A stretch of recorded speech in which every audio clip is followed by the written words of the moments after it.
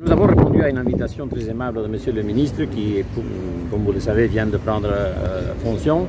Il nous a montré les nouvelles installations dans lesquelles le ministère des Affaires étrangères nous accueille actuellement et voilà les jardins agréables dans lesquels nous nous trouvons.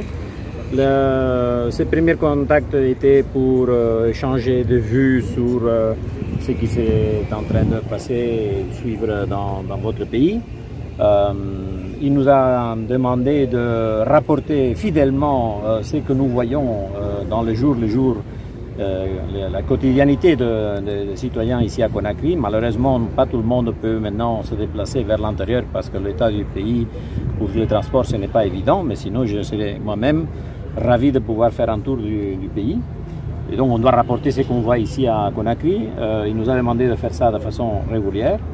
Il nous a également dit que nous ayons les yeux bien ouverts et que nous soyons capables de distinguer les différentes situations entre les pays qui sont parfois aussi indexés par les organisations régionales. Et donc nous avons répondu, chacun avec leurs commentaires particuliers.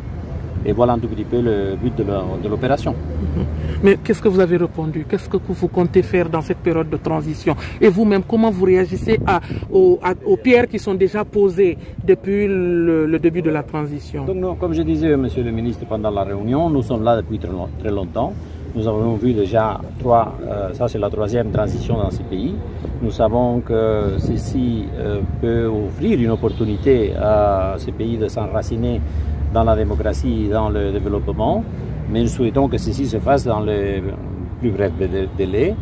Bien sûr, on ne peut pas mélanger la rapidité avec la nécessité, et donc une chose c'est vouloir aller vite, l'autre c'est faire les choses en qualité. Et nous sommes plutôt favorables à cette dernière dimension.